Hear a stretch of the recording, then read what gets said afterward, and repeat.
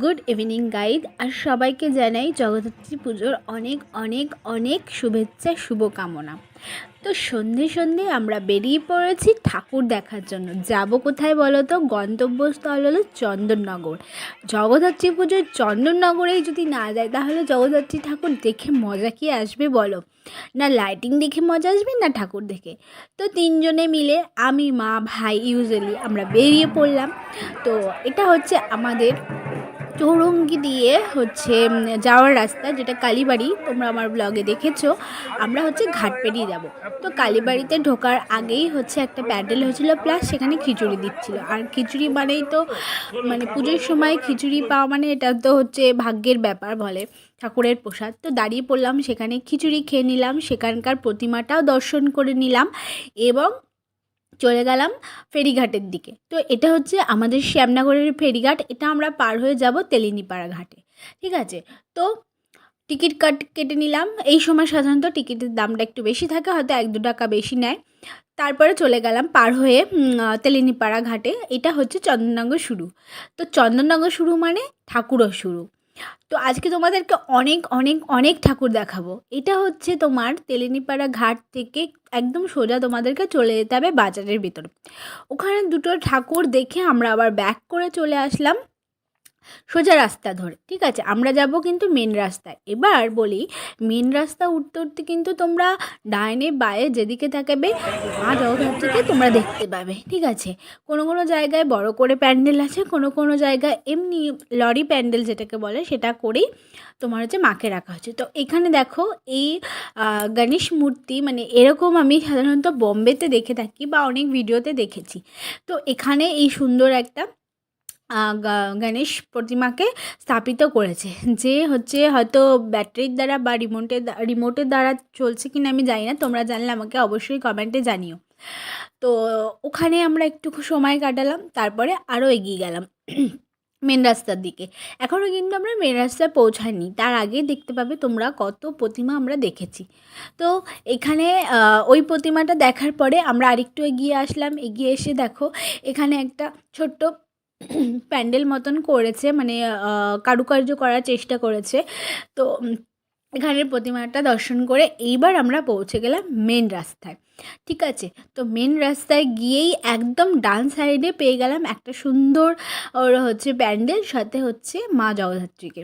মা জগদ্ধাত্রীর মুখটা এত সুন্দর থাকে, এত ভরা ভরা থাকে না, যে দেখেই মনটা একদম শান্তি হয়ে যায়। তো এই প্রতিমাটা দর্শন করে আমরা আরও এগিয়ে যাচ্ছি সামনের দিকে।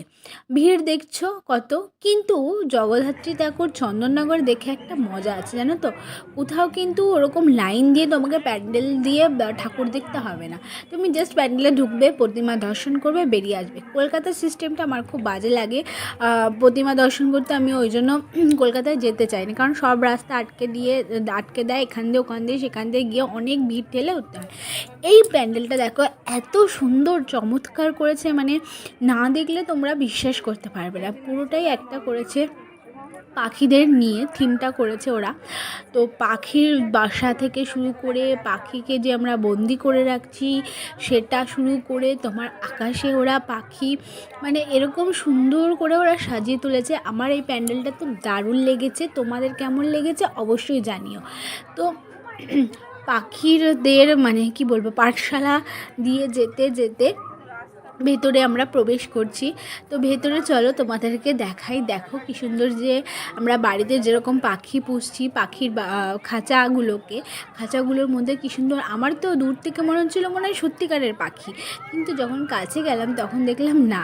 তো পাখিদের মাঝখানে বসে আছে মা জগদ্ধাত্রী। আর এই ঠাকুরটাও তো অপূর্ব সুন্দর হয়েছে, আর থিমটাও খুব সুন্দর হয়েছে। তো আমাদেরকে তো খুব সুন্দর লাগলো। দেখো কি সুন্দর ভরা ভরা মুখ নিয়ে মা জগদ্ধাত্রী বসে আছেন। আচ্ছা, এই প্রতিমাটা দেখার পরে আমরা আরও সামনের দিকে এগিয়ে যাচ্ছি।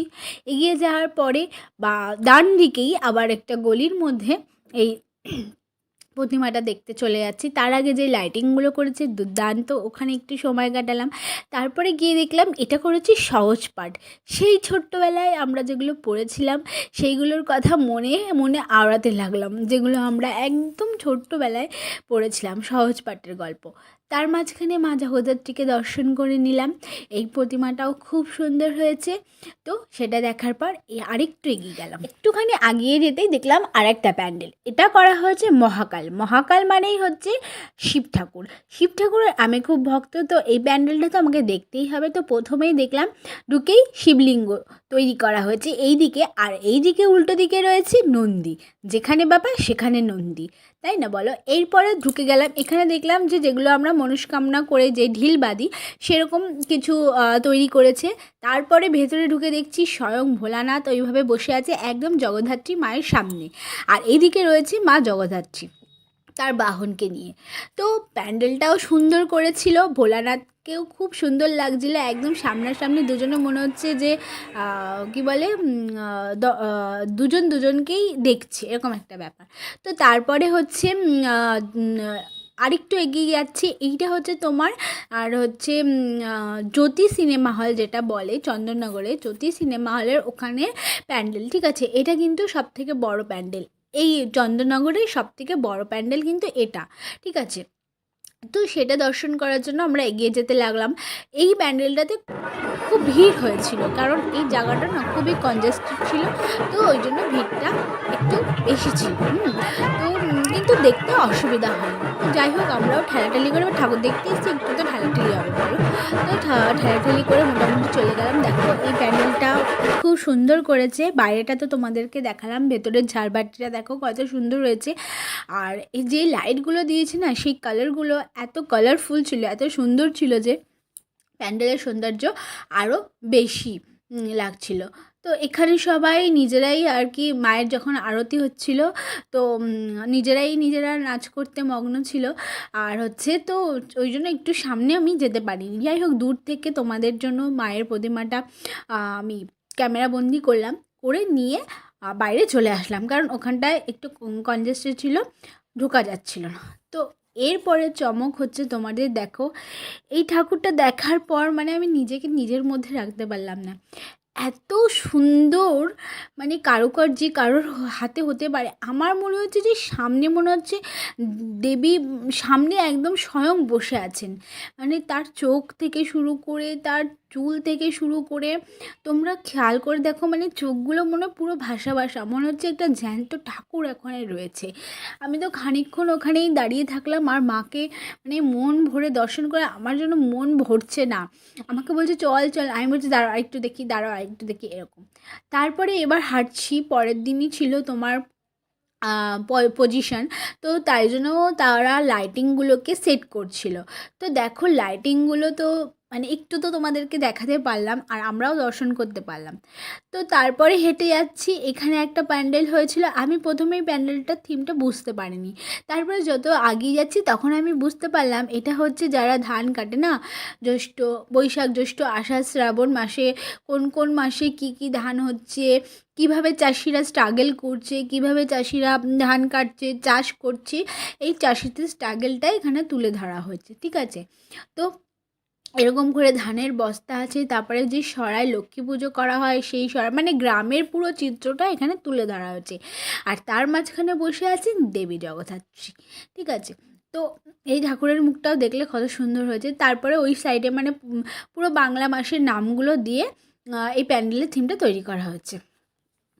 এরপরে এগিয়ে গেলাম নেক্সট, দেখলে ঠাকুর দেখা কিন্তু আমাদের শেষ হচ্ছে না। তো এরপরে এই প্যান্ডেলটা দেখো, মানে এখানে না স্লো করে না হিন্দি গান চালানো হচ্ছিল, ঠিক আছে? খুব সফট যে সংগুলো হয় সেগুলো। আর বিশ্বাস করো প্যান্ডেলের সাথে না ওই গানটা যে এত মিষ্টি লাগছিল, না শুনলে তোমরা মানে বিশ্বাস করতে পারবে না, বা সেইটা হয়তো আমি তোমাদেরকে বোঝাতেও পারবো না। তো একটা সুন্দর একটা মিউজিক, তার সাথে এই প্যান্ডেলটা মানে প্যান্ডেলটার কারুকার্য দিয়ে যেন সেই মিউজিক দিয়ে যেন মিশে গেছে। তো মিউজিকটা আমি তোমাদেরকে শোনাতে পারলাম না, কারণ কপিরাইট পড়তে পারে, সেই জন্য। যাই হোক, তো প্রতিমাটা দর্শন করলাম, কেমন লাগলো জানিও। তো আরেকটু এগিয়ে গেলাম, গিয়ে এই প্যান্ডেলটাও খুব সুন্দর হয়েছিল। এটা বেশ ঘর সাজায় যেইভাবে প্যান্ডেল সাজায় সেভাবে এইভাবেই করা হয়েছিল।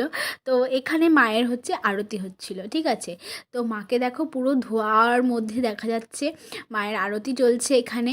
তো আরতির মাঝখানেই আমরা মাকে দর্শন করে নিলাম।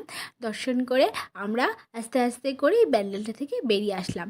তো এই প্রতিমাটাও বা এই প্যান্ডেলটাও তোমাদের কেমন লেগেছে অবশ্যই জানিও। তো সেখান থেকে বেরিয়ে এসে আবার চলে আসলাম, রাস্তার ধারেই প্যান্ডেলটা হয়েছিল। এটাও সামনে দেখছি মহাদেবের ত্রিশূল দিয়ে অনেকটা এরিয়া জুড়েই প্যান্ডেলটা হয়েছে, কিন্তু এটা হচ্ছে একটা মন্দির। পরে বুঝতে পারলাম যখন আমরা প্রবেশ করলাম তখন দেখি মন্দিরের মাঝখানে মাকে রাখা হয়েছে, আর ওইটুকু জায়গায় সামনে হচ্ছে প্যান্ডেলটা করা হয়েছে। তো এখানেও জগদ্ধাত্রী ঠাকুরকে দেখতে অপূর্ব লাগছে।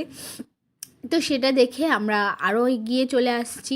আস্তে আস্তে আবার একটা প্যান্ডেলের সামনে পড়লো, এখানেও খানিকক্ষণ একটু মাকে দর্শন করে নিলাম, আর তোমাদের জন্য ক্যামেরা বন্দি করে নিলাম যাতে তোমরাও দেখতে পাও। তো এখানে বেশি সময় নিইনি, কারণ হচ্ছে বাড়ি যেতে হবে। তো আমরা কিন্তু পার হয়েছিলাম বলে দিই শ্যামনগর ঘাট মানে হচ্ছে তেলেনি ঘাট। আর আমরা হাঁটতে হাঁটতে কোথায় চলে এসেছি দেখো, এটা হচ্ছে তোমার কাকিনাড়া ঘাট, ঠিক আছে। তো মানে শ্যামনগর থেকে কাকিনাড়া, মানে আমরা এই পাশ দিয়ে এসেছি, এসে হাঁটতে হাঁটতে ঠাকুর দেখতে দেখতে আবার চলে গেছি কাকিনাড়া ফেরিঘাটে, ঠিক আছে। ওখান থেকে কিন্তু নৈহাটি অল্প একটু। তো সেদিনকে যে পায়ে অসহ্য ব্যথা হচ্ছিলো, কিন্তু মানে চোখের খিদেটা মিটছিল না, এত সুন্দর ঠাকুর হয়েছে। দেখতে মনে হচ্ছে মন আরও চাইছে। এবার তখন বাজে তোমার হচ্ছে প্রায় তোমার 12টা 20 মতন বেজে গেছে। তো মানে প্রশাসন যে কত সুবিধা করে দিয়েছে মানুষের, যাতে তারা ভালো করে ঠাকুর দর্শন করতে পারে। তো আমাদের এই ঘাটে ভাড়া নিয়েছিল মাথাপিছু 12 টাকা করে, কিন্তু মানে লঞ্চটা দেখো মনে হচ্ছে প্রাইভেট বাসে বসে আছে। অনেকগুলো ঠাকুর দেখা হয়ে গেছে, অনেক হেঁটে ফেলেছি, ঠিক আছে। পায়ের অবস্থাও খারাপ, আর রাত এখন প্রায় 12:30 বাজে। তো এখন ফ্রেশ হয়নি, শটাংশে ঘুমিয়ে পড়বো। তো তোমরা অবশ্যই আমাকে জানিও কোন ঠাকুরটা তোমাদের ভালো লেগেছে, কোন প্যান্ডেলটা তোমাদের ভালো লেগেছে, অবশ্যই আমাদের শেয়ার করো। আর তোমরা যদি চন্দননগরে ঠাকুর দেখতে যাও তাহলে সেটাও আমার সাথে শেয়ার করো। তাহলে আজকের মতো এখানেই ব্লগটা শেষ করছি, আবার দেখা করছি নতুন কোনো ব্লগে তোমাদের সাথে। Good night.